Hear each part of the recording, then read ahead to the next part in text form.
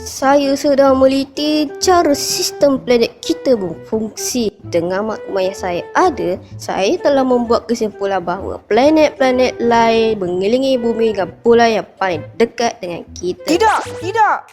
Tetapi kajian saya mengatakan bahawa planet tidak bergerak dan kita berada mengelilingi matahari.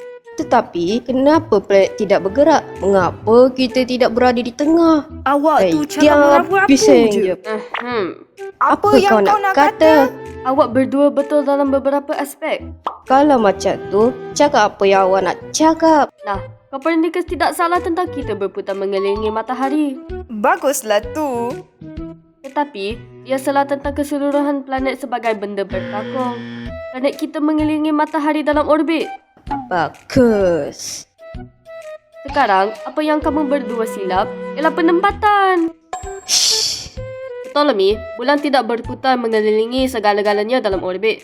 Sebaliknya, mengelilingi kita semata-mata. Copernicus, planet-planet tidak mengorbit matahari dalam susunan itu. Mercury adalah yang paling hampir dengan matahari, manakala kita mengorbit di ketiga dengan Maret di keempat. Engkau belagak macam tu. Kenapa pula? Sebab saya betul kan? Oi.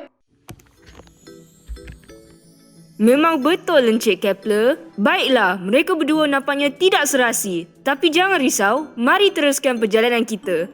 Amerika Syarikat dan Rusia bukanlah kawan baik pada tahun 1995, terutamanya dengan The Cold War. Tetapi korang akan belajar pasal benda tu dalam kelas sejarah, ya?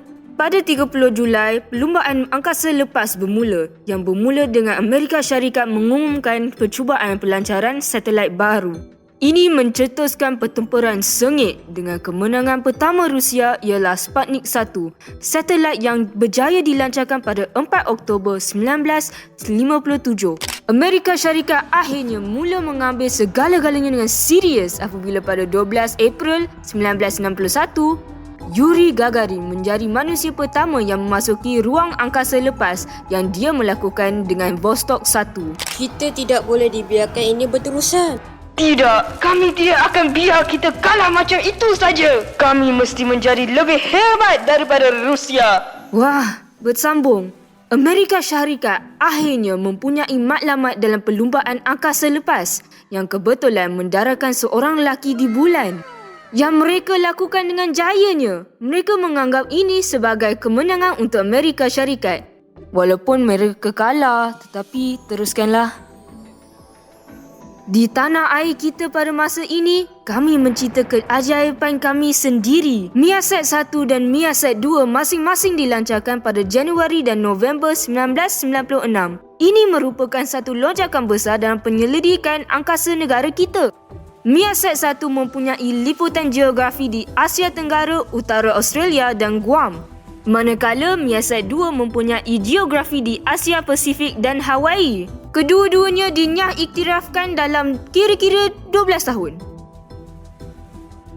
Kini, pada tahun 2002, Malaysia menubuhkan Agensi Angkasa Negara. Agensi Angkasa Negara disingkat kepada Angkasa. Ia adalah satu langkah yang menakjubkan oleh Malaysia untuk menggalakkan penerokaan angkasa lepas. Dan dengan itu datangnya program Angkasawan yang bertujuan untuk menghantar seorang rakyat Malaysia ke stesen angkasa antarabangsa yang dilancarkan pada 20 November 1998. Dan dengan cukup masa kami melakukannya. Pada 10 Oktober 2007, Sheikh Muzaffar Sukoh dilangkarkan pada Soyuz TMA-11 dan menjadi rakyat Malaysia pertama di angkasa lepas, di mana beliau kembali selepas 10 hari berada di ISS dengan Soyuz TMA-10. Perjalanan angkasa lepas telah pergi jauh sejak itu, dengan permulaan yang sederhana dalam sejarah sampai menjadi sebuah program berprestij yang bertujuan untuk meluaskan skop pemahaman kita tentang astronomi. Walaupun jauhnya, kita perlu pergi lagi. Hei, dia dah balik. Aduh, awak takkan tumbahkan rahsia kami kan? Selamat tinggal.